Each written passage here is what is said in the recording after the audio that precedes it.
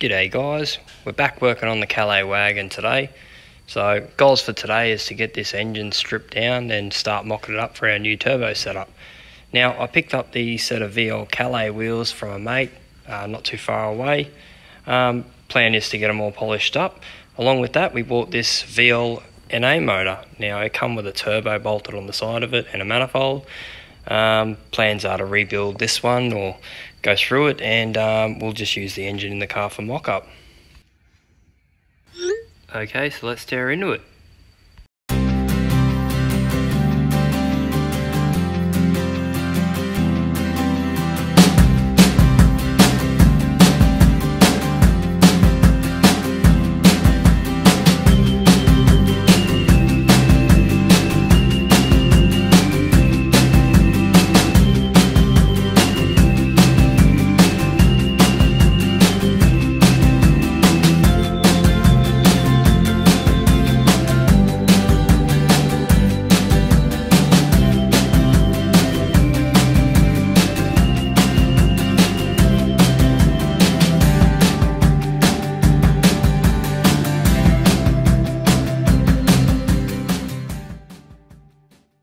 Okay, so we got all the factory T3 and manifold all stripped off, intake manifold, injectors and all the old intercooler.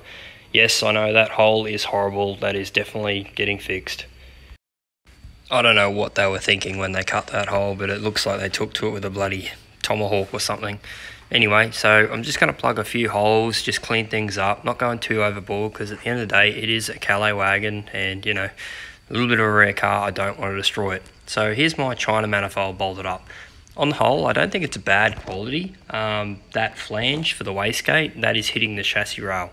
So that is leaving us a little bit of a gap at the head sealing face for the exhaust. But yeah, that doesn't bother us. We're cutting it off. We're going to put a Turbosmart V-band clamp on it anyway, so that's all good.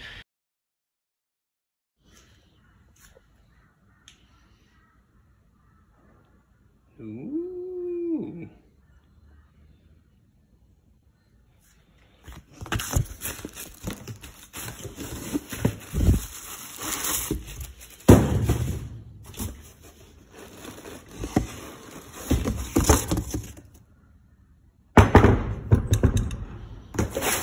Alrighty then, so here's our BorgWarner S366. It's got the T4 with the 0.88 rear.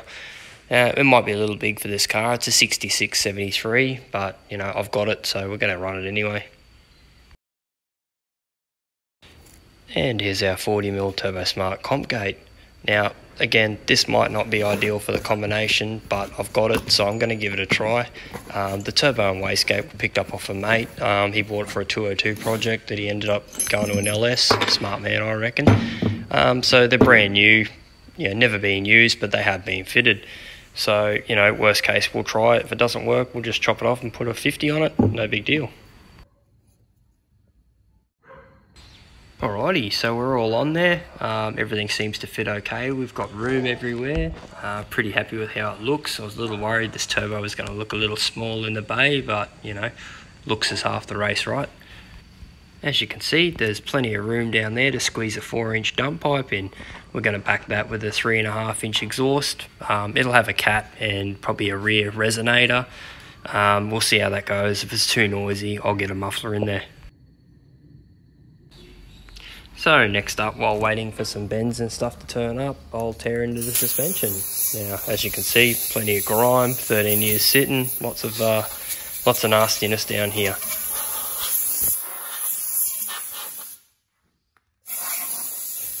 Now, as you can imagine, when you leave any car sits, the suspension goes to shit as well.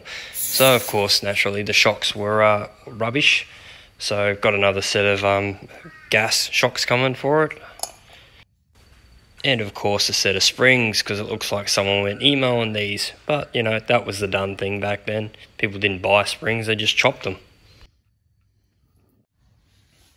So my nice new bearing tops turned up, but of course they sent me 2 right-hand sides. Good one. And here you can see the damaged old one. Now, if you've never had some of these go bad in a car that you drive, the round here will actually crack off and break, and you will push the strut up through the bonnet or into the bonnet, and make a god-awful mess. It's definitely a good idea to keep an eye on these, because when they let go, they just make a big friggin' mess. Okay, so now it's time to clean the shed up. We've made a big mess, tore the car to pieces, it's no longer rollable, yay. But that's okay, some materials have started turning up, so we'll get stuck into this dump pipe.